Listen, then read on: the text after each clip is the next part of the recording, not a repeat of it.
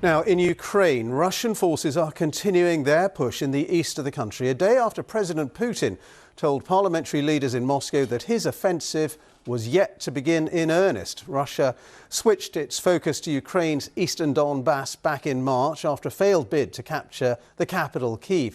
Now, it's since taken control of Luhansk region and it's focusing efforts on the neighbouring Donetsk region as well. Russian airstrikes and bombardments have killed at least 8 people there in recent days. The city of Slovyansk has found itself on the new front line, with its remaining residents living under constant shelling. Our defence correspondent Jonathan Beale sent this report, and you may find some of the pictures in his report distressing. Near the front line, close to the city of Slovyansk, Ukrainian troops prepare to target Russian positions. They know this next battle will be crucial. I think that the Slovyansk is the next big aim for Russians. Do you think you can stop them? Sure. You can? We will. We will. Blasts of artillery, the familiar sounds of this war.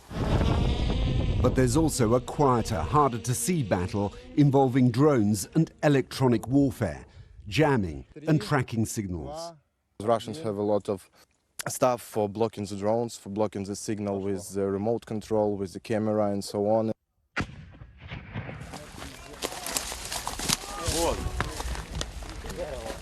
It's also a dangerous game of hide and seek, as we soon found out.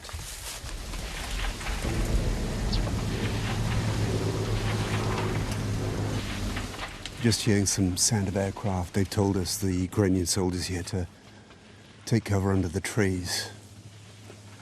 The Russians are flying over these positions, trying to spot where they are. It's Russians. They've been using drones, small, cheap ones, to spot enemy positions and direct artillery. They've already lost 5. But they believe they're getting results. Back at base, they're even making their own bombs to target the Russians. We have confirmed 3 or 4 mortars, 1 tank, maybe up to 100 soldiers, and 5 or 6 ammunition. Yeah. Okay. So we have a good results for the 10 people. The Russians aren't just tracking their drones, they're also trying to jam communications. But US technology's helping overcome that. At another secret location, they're using one of the thousands of Starlink satellite units provided by Elon Musk. Elon Musk, Russia, oh, hello, барышня, там, зв'язок. The other Western name as popular among Ukrainian troops is Boris Johnson. But even though he'll soon be gone, there's still hope that Britain will continue to back Ukraine. Now we're defending Western values here. Modernizing our army and providing sufficient weapons will bring peace to your country, to you in Britain.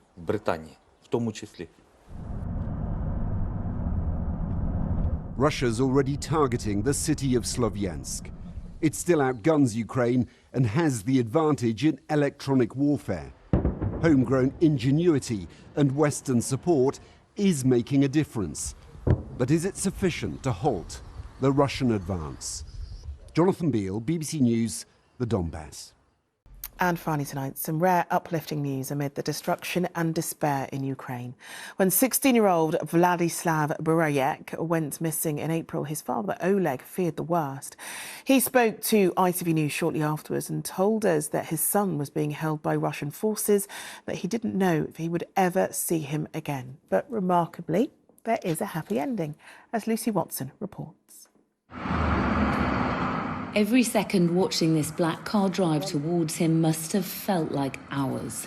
When inside is Oleg Boryak's child, believed to have been captured and imprisoned by Russian forces, now about to be returned. There are no words, just a father and his son holding on. Олег, поехали. Поехали.